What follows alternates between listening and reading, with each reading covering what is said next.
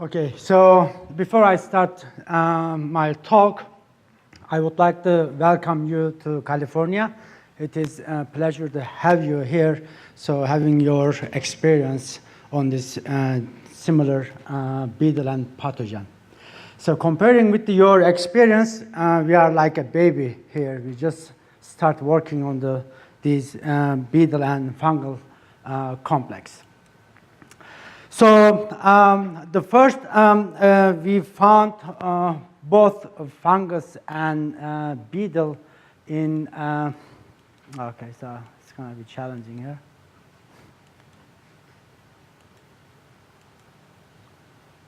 How do I get back, go back? This is supposed to advance it. Did it go back? Yeah. Let's forward.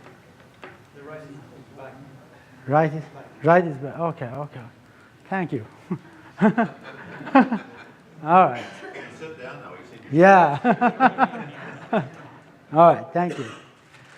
So this is the location at the south gate that where we found the first both beetle and fungus, and in February 2012. Since then, we have been doing the survey to find out the extent of the infestation in Southern California. So this is the one of the first backyard avocado trees, which was the bacon cultivar. So these are the symptoms that you are so familiar right now that we found first in Southgate in Los Angeles County. So this is like the close-up, the symptom. So on that particular cultivar, we also saw this kind of wet staining around the sugar volcano as well. So this is the entry hole, and you can see the size of it. It's a little bit smaller than like the sesame seed that we are calling it, but it's like smaller than 1 millimeter. So when you look at in the follow the entry gallery, so you can see actually sometimes the beetle, sometimes you don't, and these are the discoloration caused by the fungus that we found out later on. So in the upper branches, you may or you may not see the different symptom or similar symptoms. So this is the one of the upper branch symptom. In this case, you don't see the big sugar volcano, but yesterday during the field trip, you saw the big sugar volcano on that. So this is the close-up picture of that sugar volcano. Sometimes you only have the one entry hole in that case. So when we cut the sugar volcano symptom, so we saw this kind of like an entry, and then in the branch, it's branching out in the xylem tissues. So in here, you can see the discoloration caused by the fungus. How we know? Because we isolated the fungus at this edge of the discoloration areas. So this is the different view that you can see the symptom going down and up. So those are the entry holes, and then sometimes you see still sugar exudate around the gallery. So in the similar situation with the Israelis, we were able to isolate the Fusarium species, which is the new Fusarium species that Stanley talked about it, from both wood tissue as well as the beetle itself. So this was like our first Fusarium species. So later on, when we start collecting the more samples, we start getting the more different fungi that I'm going to talk about. So these are the female and male. So by now you know that. So this is the comparison of the size of the both male on the left and then female on the right. So the beetle was described as a T-shaped hole borer morphologically. Later on, Richard and Paul found out that they had the big difference on DNA sequences. Therefore, we start calling it polyphagous short-hole borer, which is a new ULSI species. Now we are supposing or suggesting to call this one polyphagous short-hole borer. So probably at the end of this meeting, we are going to talk about or discuss what we are going to call this beetle and fungus maybe. So during we have been working on this complex just for less than 5 months. It's very fresh. So what we did, we wanted to find out what part of the tissue and beetle or female or male or larvae has what kind of fungi in their inside or outside. So in this case, we just did the isolation from the host plant, female, male, larvae, and gallery ball. So what we did, we took the beetle, we chopped their head. Chopping part was done by me, so nobody has done it. So we just chopped the head off and put it in the appendove tube. After surface sterilization, we crunched them in the sterile distilled water, and we cultured that distilled water on the PDA attached media. So in this case, this sample is from the female beetle head, and we got the similar symptom or similar result from the body part. So these are the Fusarium new species, and you can also see that some other fungi are growing on the back. So those are the new Graphium species that we found. So I'm gonna show so what's the relationship between those fungi on the phylogenetic trees. So we also isolated the Fusarium solani 1 and 2 that I am calling, because we had get more than one Fusarium solani that matches the two of the isolate that I got from the GenMag. So and then we also have another Fusarium species associated with the both beetle and host tissue on avocado that I'm going to show those results. So when you look at here, so host plants, we got all Fusarium new species and 2 Fusarium solani and a second Fusarium species and Graphium. So from female beetle, both body and head, we get all those species. From the male, we only get the Fusarium and Graphium species. From the larvae, most of the 99% we got the Graphium. Only a few we got the Fusarium species. So this case, the question comes in my mind, if the larvae is only feeding by the Graphium. But the earlier Zivi gave a talk, and then he fed the larvae with the new Fusarium species, so it was okay, and then it fed it, and then it go along with. But from the larvae isolates, we isolated Fusarium and Graphium. We also scraped the gallery wall and then to find out what kind of fungi they have. So from the gallery wall, we also got the Fusarium species and Graphium both. So most of the time we got the Graphium species. So I'm going to show you the cultures. So this is the culture that one of the 20 plates. So which means each one of those are the single spores.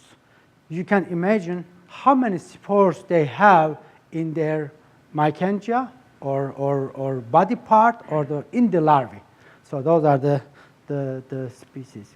So from the male beetle, these are the Graphium. It grows very slow, and then cream color. So just a unique. So couple 1, 2, 3, 4 of them came out as a Fusarium species. So from the larvae, full Graphium. So that's as I mentioned, it's questioning whether those larvae are only feeding on this one case on the Graphium as well. So from the gallery wall, we also got the Graphium, and also we isolated a bunch of other yeasts, and we didn't even identify them. So there were so many. So besides those main Fusarium group and Graphium, we also isolated a bunch of other, like the Fusarium and other canker pathogens. I believe they came after the wounding, and then they colonize, and then they start causing some kind of canker showing, and then that's how we got them from those infested wood pieces. So, so this is the phylogenetic analysis based on the ITS, elongation factor 1 alpha, and RPB2 that Kerry and David was talking about earlier. So when you look at the disclate, so this is all the isolates that we got from the different hosts. So from avocado to Acer negunto, the lime species, and then all kind of. So Quercus robust isolate is a little bit like showing very like the smaller like the difference, but it is not the difference that you can call it different species. So these isolates are from Israel. So when you look at the disclate, it's like the 99% bootstrap value, so I would call them the same species. So when you look at here, so this is the Fusarium ambrosium that we got it from the gen bank. So that's from the Camellia sinensis from India, and then that's like the sticking out and then closest species. So this is the Fusarium species that was found on a bark in New Guinea. So besides those of new Fusarium species, we also get the Fusarium species in the clade of the Fusarium solani. So we have like the Fusarium solani here is the matching with the two Fusarium solani from one of the Kerry's publication, and we have another Fusarium solani from the castor bean. So we also like the Fusarium species from the castor bean.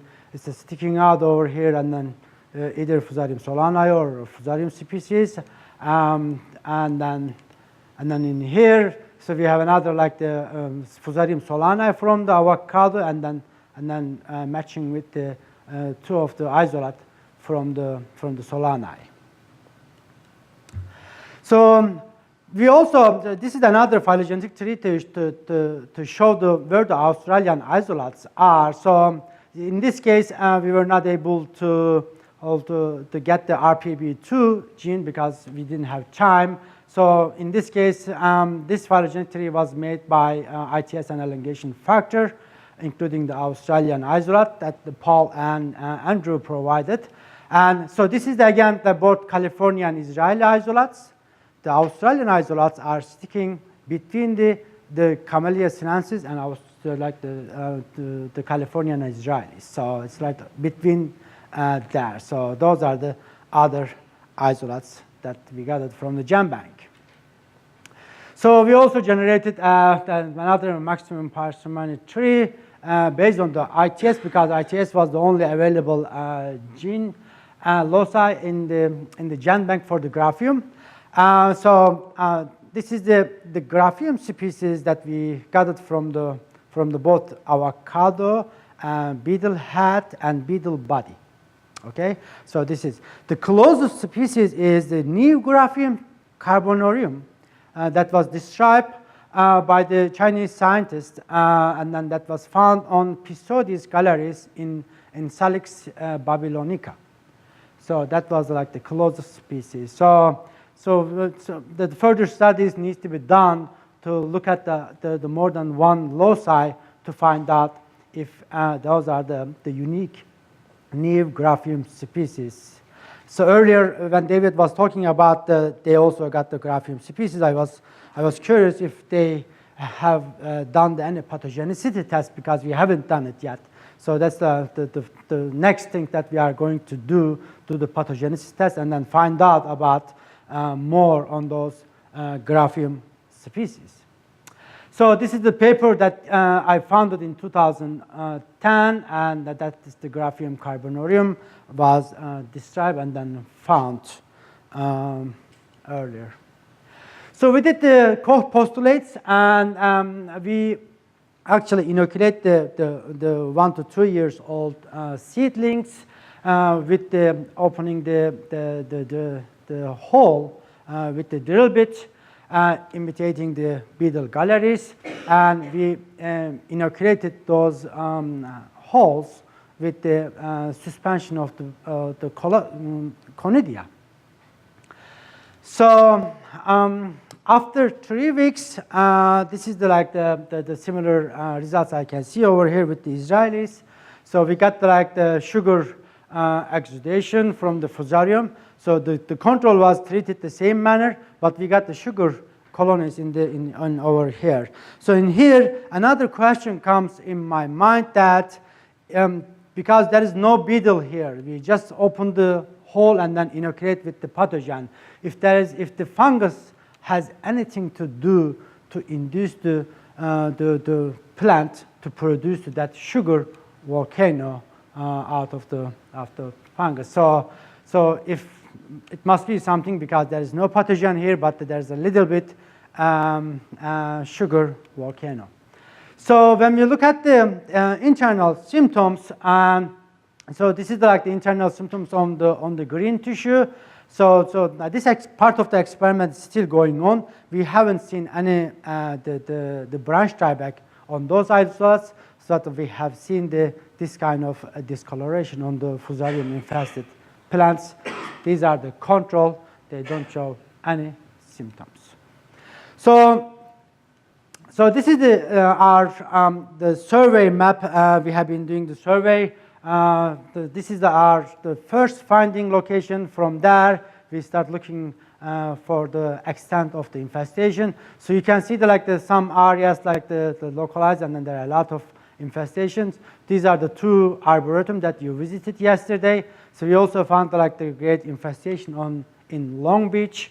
So in eastern part, honestly, we haven't looked at it because that's not in our interest. Because in this case, what we are looking for is the extent of the infestation. So this is the Southern California, including the Los Angeles County and then part of the Orange County. So in California, our commercial avocado growing areas are in San Diego County, down over here. So Ventura, Santa Barbara, San Luis Obispo, and a little bit in the Riverside County. So in Los Angeles County, we also found 1 commercial avocado grows infested, and then they were showing the great symptoms of the beetle and fungus. Okay. So during our survey, we visited more than 400 tree species in both Huntington and LA Arboretum, and we found more than 200 species are being attacked by the beetle. So from the 207, we were able to isolate the fungus from the almost more than 100 species. From the plant pathology, the point of view, so in our case, when we find the discoloration on the wood, and then when we make isolation, and when we done the co-postulates on those isolates, for us, that's the pathogen. So whether they are virulent or not virulent, that's what we call it. So we haven't completed all the pathogenicity with the other host, but so far we know that it is pathogen on avocado, but it's not the aggressive pathogen as Stanley pointed earlier. So this is the distribution of the infestation in Huntington. Just trying to show the symptom, and then this is the distribution again in LA Arboretum. Basically, wherever we walk, we found it. And these are the symptoms that you have seen. These similar symptoms earlier talks. I'm just gonna go through. So this is the English oak. You have seen the stump of it, and then these are the symptoms that you have seen. Sugar volcanoes, and that's the symptom on the coast live oak.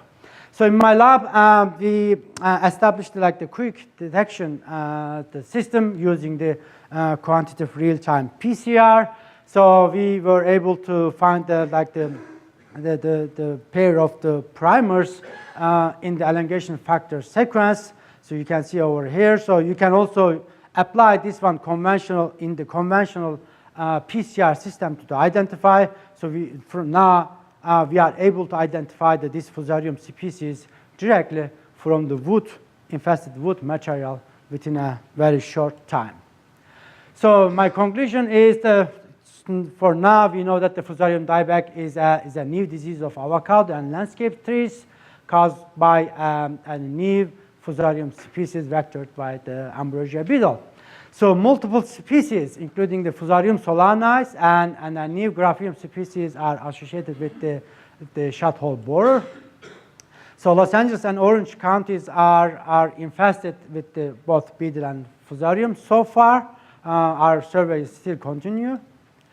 So symptoms of the Fusarium dieback on box elder, castor bean, avocado, and English oak are more severe than the other species that you have heard similar things. So we don't know anything about both beetle and fungi in here, so there are a lot to work on. So we just start working on the basic biology and epidemiology and management. Now we are looking for the more funding sources to do the more studies to find out where we are going to go, where we are gonna be within the next couple of years on this problem. You've gone way over time, man. Yeah. Okay. Okay, so